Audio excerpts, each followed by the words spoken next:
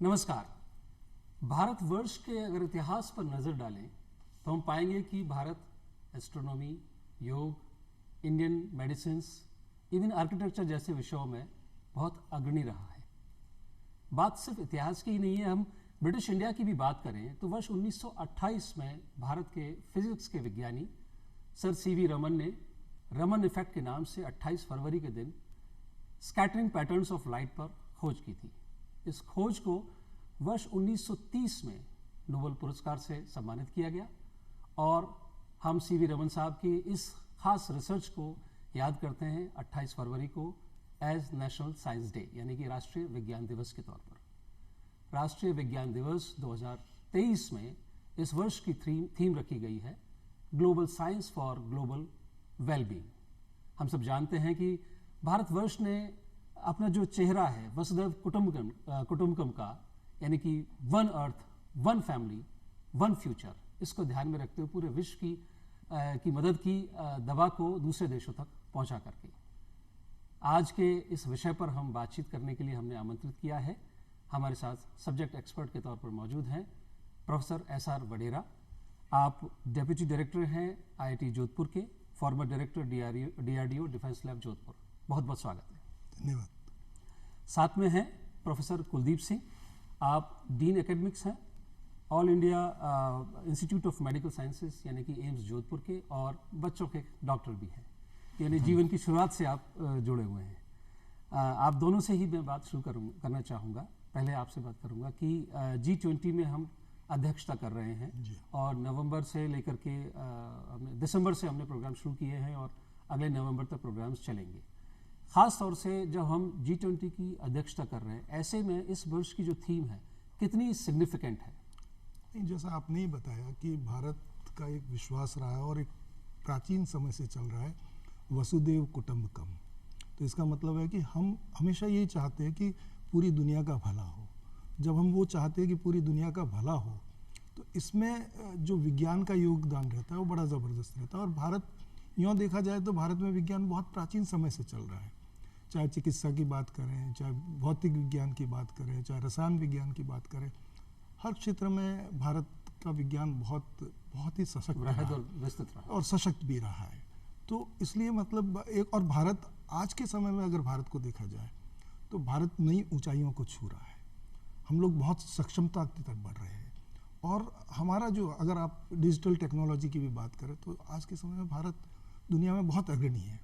तो आज के समय में जो भारत के पास में ये मौका आया है, अवसर आया है, ये मेरे ख्याल से इससे बढ़िया समय भी नहीं हो सकता है। और हम निश्चित तौर से इसको बहुत अच्छी तरह से निभाएंगे और हम लोग निश्चित तौर से विश्व को एक नई दिशा देंगे जिसमें कि पूरा विश्व एक अच्छी ज़िंदगी जीने में, यानी जितने भी लोग इस विश्व में हैं उनको एक अच्छी ज़िंदगी जीने का मौका मिलेगा और भारत उसमें बहुत बड़ा योगदान कर सकता है। जी, G20 यानी कि द ग्रुप ऑफ 20, जिसमें 20 खास देश हैं जो पूरी विश्व की आबादी का एक बड़ा प्रतिशत है, पूरे विश्व की इकोनॉमी का एक बड़ा प्रतिशत है और बड़े सम्मान की बात है कि हम उसकी अध्यक्षता कर रहे हैं। यानी कि पूरे विश्व में हमने बताया कि we are the leader and we are the one who will govern and give the direction to the rest of the world, keeping humanity in centre. Kuldeep ji, आपसे जानना चाहेंगे कि आप किस तरह से देखते हैं जो थीम है global sciences for global wellbeing और G20? जी हाँ, बिल्कुल। जो हम लोग का प्राचीन काल से ही हम लोग का देश इस विज्ञान की तरफ हमेशा ही अग्रणी रहा है, आगे रहा है। और इस साल का जो थीम भी है, जो हम जिसकी अध्यक्षता कर रहे हैं G20 की, उसका थीम है one earth, one family and one future. ये पूरी तरह से हमें सरोकार होता हुआ नज़र आ रहा है क्योंकि हम मानते हैं पूरा एक ग्लोब हमारा एक फैमिली है और हम इसके फ्यूचर के लिए हमेशा अग्रणी रहें, आगे रहें। और इसमें जब ये थीम हमारा है नेशनल साइंस डे का कि global health for global wellbeing, तो हम ना केवल अपनी चिंता करते हैं स्वास्थ्य की या वेलबींग की, हम पूरे संसार के समस्त संसार की ये भी कोशिश करते हैं कि उनका भी भला हो। एंड इस थीम में पूरी तरह से फिट होते हैं और हम G20 में अध्यक्षता करने में ये अग्रणी काम करने के लिए प्रेरित भी हैं और कर भी रहे थे और आगे भी करेंगे। जी, कमिंग टू प्रोफेसर वडेरा, विज्ञान विध्वंस भी कर सकता है, विज्ञान सृजन भी कर सकता है और ख़ास तौर से जब सृजन की बात करते हैं, किसी भी एक नई गतिविधि की हम बात करते हैं, जब तक लोगों से हम कनेक्ट नहीं होते, जब तक लोग हमारे काम को एक्नॉलेज नहीं करते हैं, अप्रिशिएट नहीं करते, ख़ास तौर से तब तक उसमें गति नहीं मिलती है। हम कोई भी गतिविधि देखें, चाहे वो कुरीतियाँ ही क्यों ना, अगर लोग उसको स्वीकार कर लेते हैं तो समाज में कुरीति फैल जाती है। और जब रोशनी की बात होती है, रोशनी को अगर कुछ लोग स्वीकार कर लेते हैं और धीरे धीरे प्रोपोगेट होती है, तो बाकी लोग भी उसे एक्सेप्ट करने लग जाते हैं। Raising public appreciation of scientific issues in global context for global wellbeing, your take on that. जहाँ तक पब्लिक एप्रिसिएशन का सवाल है, मैं इसको दूसरे शब्दों में कहना चाहूँगा कि पब्लिक की समझ, जब तक मैं उस चीज़ को समझूंगा नहीं तब तक मैं उसको अप्रिशिएट नहीं करूँगा। तो इसमें जो ज़रूरी चीज़ है कि पब्लिक को वो समझ में आनी चाहिए कि विज्ञान क्या है और विज्ञान की उपयोगिता क्या है। आज अगर हम देखें तो पब्लिक विज्ञान से जुड़ी हुई है, ऐसा नहीं कि नहीं जुड़ी हुई है। जितने भी वैज्ञानिक आविष्कार हुए हैं, जितने भी अनुसंधान हुए हैं, जो कुछ भी हुआ है, आखिर उसकी उपयोगिता कहाँ है? पब्लिक तक ही है और पब्लिक के लिए ही है। तो पब्लिक जुड़ी हुई है, लेकिन कई बार पब्लिक का एप्रिसिएशन जो कहते हैं वो इसलिए नहीं हो पाता है कि उसके पीछे कितनी मेहनत होती है, उसके पीछे कितने अनुसंधान होते हैं और वैज्ञानिक लोग उसमें कितने खपते हैं, कितना काम करते हैं। तो वो अगर समझ पब्लिक में आती है तो उसका एप्रिसिएशन बहुत अच्छा हो सकता है। तो ये बहुत ज़रूरी है कि जो विज्ञान हो रहा है उसके साथ पब्लिक को जोड़ा जाए। एक तो ये तरीका। दूसरा ये कि विज्ञान को सरल भाषा में बताया जाए। कई बार विज्ञान बताया तो जाता है, लेकिन भाषा विज्ञान की बड़ी मुश्किल होती है। तो क्या उस विज्ञान को सरल भाषा में लाया जाए, और अगर सरल भाषा में लाया तो आम आदमी को समझ में आने लगेगा। तो आम आदमी को समझ में आना चाहिए। दूसरा, उसकी उपयोगिता समझ में आनी चाहिए। दूसरा, उसका सरलीकरण भी होना चाहिए। कोई भी आप डिवाइस बनाते हैं वो तब तक आम आदमी के पास पहुंचेगी नहीं, तब तक वो सरल नहीं। तो ये कुछ ऐसी चीज़ें हैं जो हमें करना बहुत ज़रूरी है। तो विज्ञान अगर हम जन जन तक पहुंचाना चाहते हैं, जो मैं मानता हूँ पहुंची हुई है, मैं मानता हूँ कि जनता उसको प्रयोग में ले रही है, लेकिन कई बार ये समझ में नहीं आता कि है क्या। लेकिन है क्या इतना आसान नहीं समझना होता है। तो उसको सरलीकरण कर दिया जाए और उसको सरल भाषा में, और ख़ास तौर से जो हमारी NEP में भी है कि हम उसको मातृभाषा में या जो भाषा जहाँ बोली जाती है उस भाषा में उसको प्रसारित करें, प्रचारित करें, तो इसकी उपयोगिता भी बढ़ सकती है, ज़्यादा लोग जुड़ सकते हैं। और इसका एक और फ़ायदा होगा कि ज़्यादा से ज़्यादा लोग विज्ञान में जुड़ेंगे तो हमें एक नई खेप वैज्ञानिकों की मिल सकती है। तो ये नई खेप भी अगर हमें वैज्ञानिकों की चाहिए और हम जुड़ाव चाहें, तो यहाँ हमें ये है कि लोगों की समझ को बढ़ाना है। और समझ को बढ़ाने के लिए मैं फिर एक ही बात कहूँगा कि सरल भाषा का होना बहुत ज़रूरी है। अगर सरलीकरण किया जाए तो फ़ायदा होगा। तो ये हमारे लिए बहुत ज़रूरी है। तो जितने भी वैज्ञानिक लोग हैं, जो भी लोग हैं, जो भी काम करते हैं, हर एक के लिए संभव नहीं है, लेकिन जो लोग इसमें इस तरह की रुचि रखते हैं और जो ऐसा कर सकते हैं, और उसमें खासतौर से मीडिया भी बहुत बड़ा योगदान कर सकता है कि इसको कैसे सरलीकरण किया जाए इसका और कैसे लोगों तक पहुंचाया जाए। तो ये जो आज प्रोग्राम हो रहा है, मैं सोच रहा हूँ ये भी उस दिशा में एक बहुत बड़ा कदम होगा। जी बिल्कुल, जैसा कि इस उद्देश्य का, इस पूरे मिशन का जो ऑब्जेक्टिव रहा है कि हम विज्ञान को आम जन तक पहुंचाएं, और मुझे लगता है दूरदर्शन अपनी भूमिका सदियों से इसको करता आ रहा है और अच्छे तरीके से करता रहा है। बेहतरीन कुशल एक्सपर्ट्स आते हैं और जेन्युइन और ऑथेंटिक कंटेंट आप तक पहुंचाने की कोशिश रहती है, सरल भाषा में पहुंचाने की हमेशा से रही है। विषय को हमेशा सरल करते हैं। साइंस एंड टेक्नोलॉजी की हम बात करते हैं तो लोग आमतौर पर इससे डर जाते हैं कि वैज्ञानिक कोई बड़ी बातें होंगी, लेकिन आप खुद भी वैज्ञानिक रहे हैं, DRDO में आपने लंबे समय सेवाएं दी हैं, बहुत सारे आम जन के काम के प्रोडक्ट्स भी बनाए हैं आपने, जैसे फिल्ट्रेशन की से जुड़ी हुई चीज़ें हैं, बॉटल्स हैं, बैग हैं, इस तरह की चीज़ें जो इमीडिएट लोगों की नीड से जुड़ी हुई होती हैं। और आपने NEP की भी बात रही। मैं इस पर एक आपकी और थोड़ा सा समय लेना चाहूँगा कि किस तरह से, क्योंकि भारत में डेमोग्राफिक डिविडेंड की हम बात करें तो युवा आबादी सबसे ज़्यादा विश्व में, वो एक एडवांटेज भी है।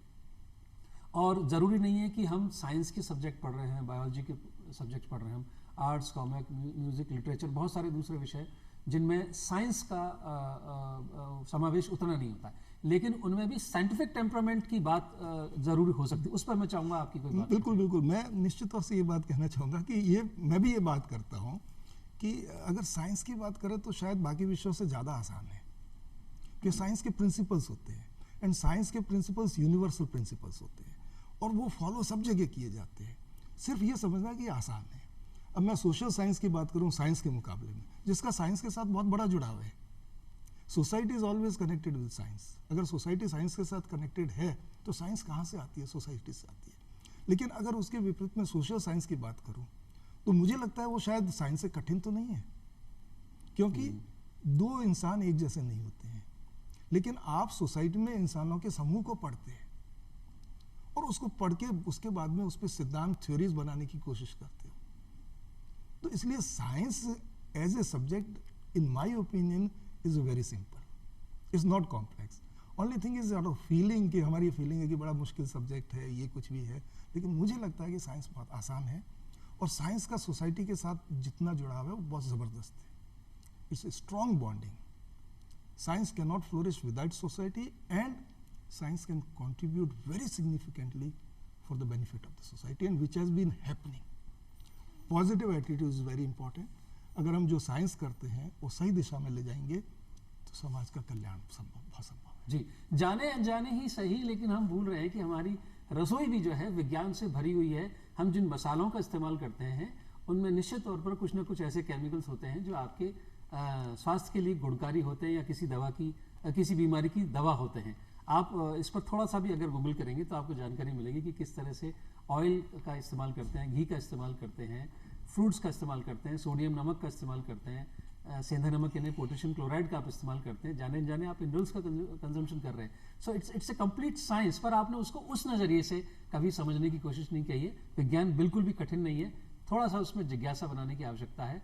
हो सकता है आप कॉमर्स में, आर्ट्स में, म्यूजिक में, लिटरेचर में, जिन भी विषयों को आप पढ़ रहे हो, अगर इस तरह की साइंटिफिक टेम्परामेंट को इंक्लूड करेंगे तो उनमें भी इनोवेशन की अपार संभावनाएं आ सकती हैं। Coming to professor Kuldeep, Covid ने इस विश्व को पूरे तरीके से नए तरीके से सोचने पे मजबूर किया जी।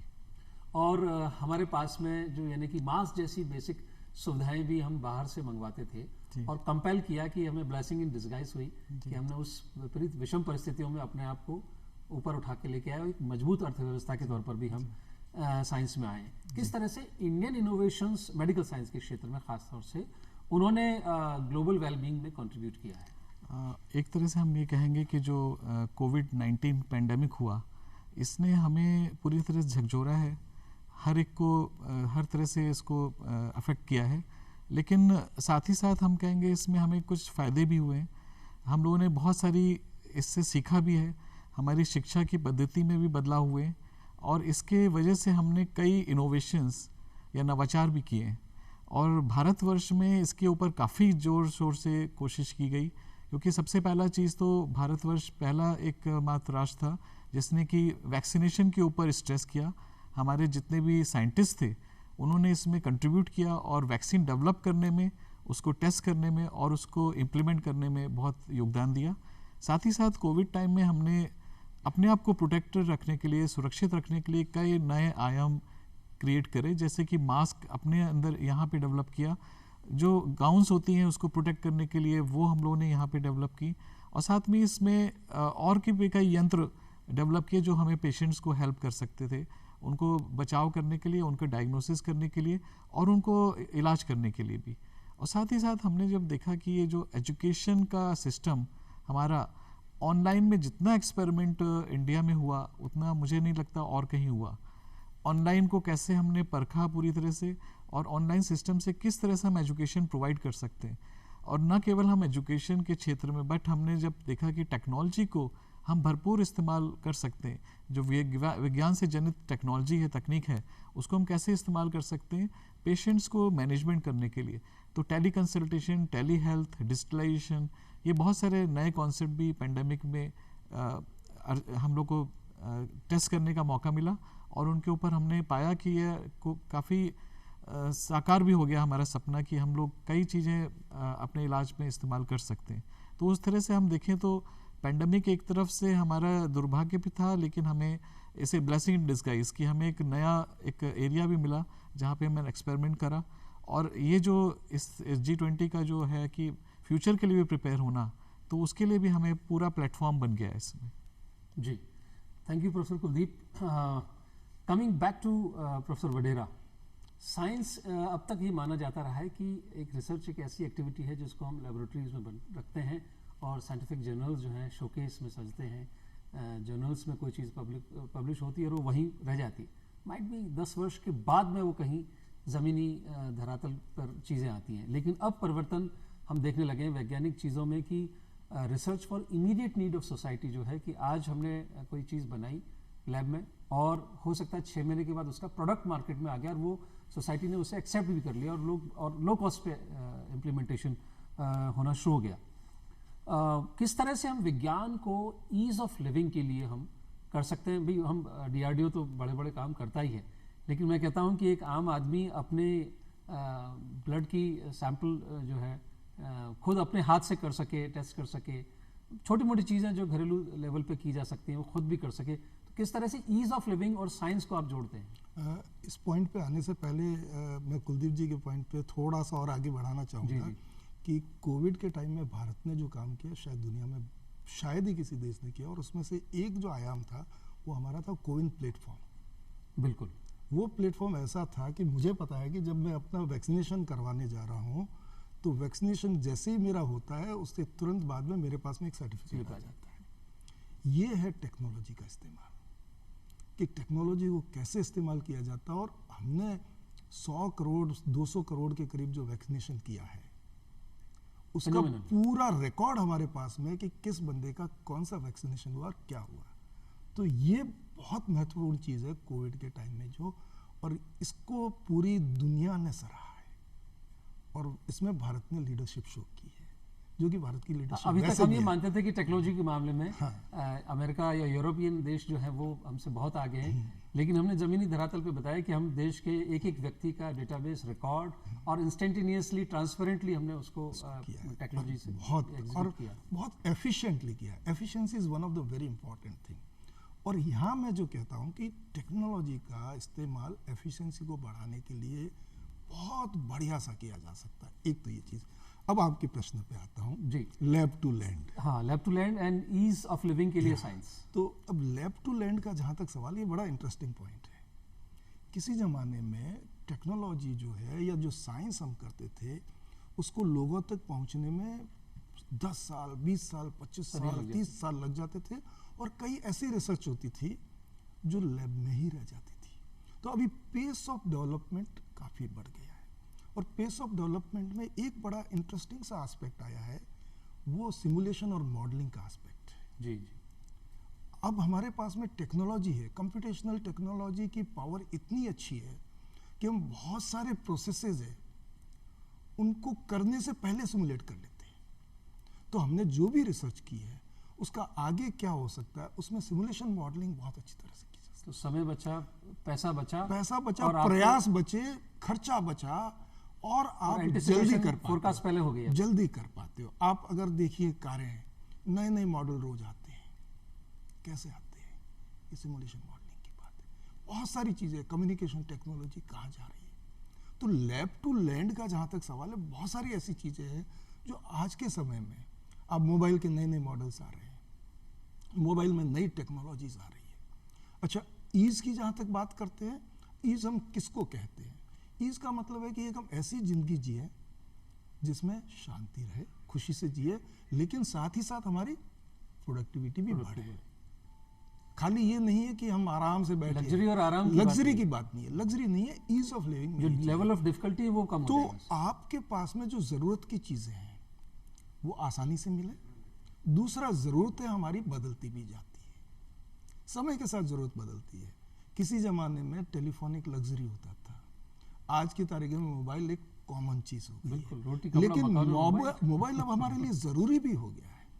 तो ये जरूरत की चीजें, कई सारी ऐसी चीजें जो जरूरत की चीजें हैं वो हमें मिलती रहनी चाहिए।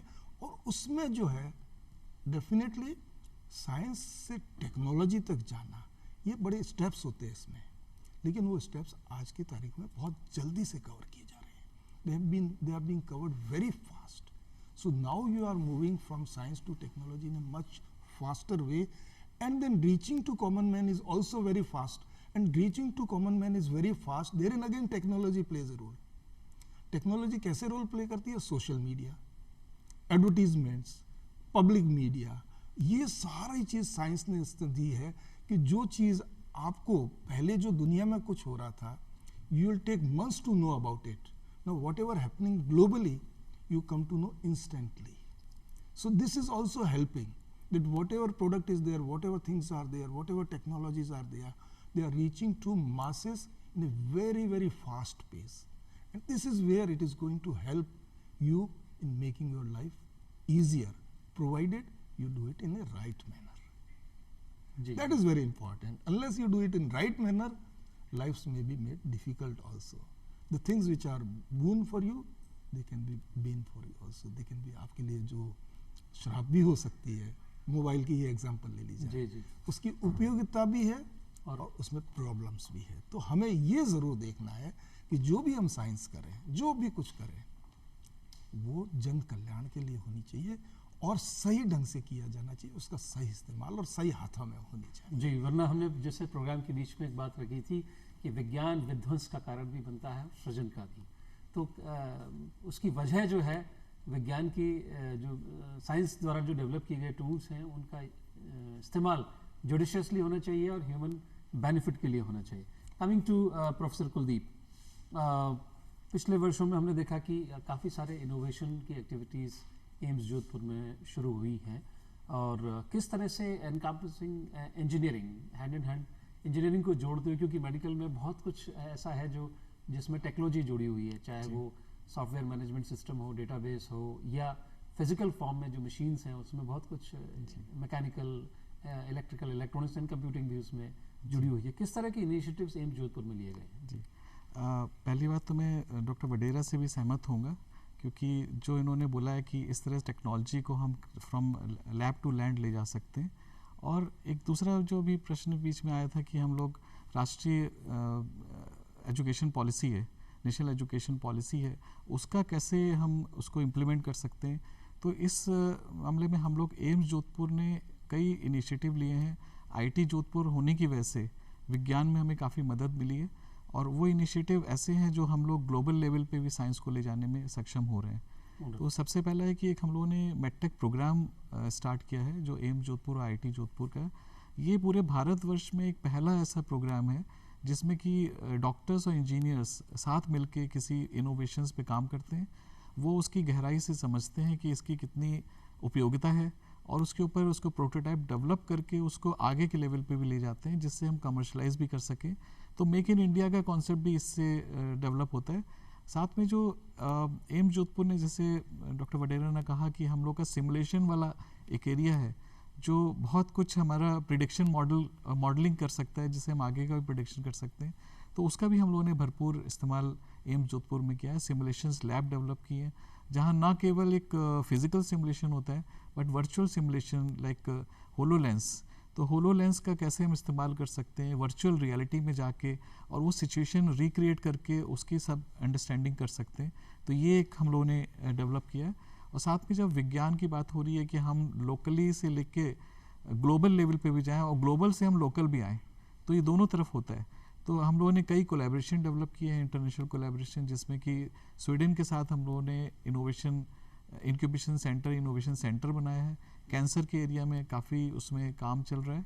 और साथ में हम लोग ने national institute of health research UK के साथ भी कोलैबोरेशन किया है, जिसमें कि हम लोग नॉन कम्युनिकेबल डिजीज़ जैसे हाइपरटेंशन है, डायबिटीज़ है और किडनी के डिजीज़ हैं और मेंटल हेल्थ की प्रॉब्लम्स हैं, इसको कैसे हम रिसर्च के थ्रू, विज्ञान के थ्रू इसको समझ सकते हैं और इसके हम जो परेशानियां मरीजों को हो रही हैं स्पेशली रिमोट एरिया में, ट्राइबल एरिया में, उनको हम कैसे टैकल कर सकते हैं. तो इसके लिए हम कैपेसिटी बिल्ड करने का भी प्रोग्राम एक चल रहा है. तो इस तरह से ये वाला एक एरिया हम लोग के जिसमें एम्स जोधपुर काफ़ी आगे है.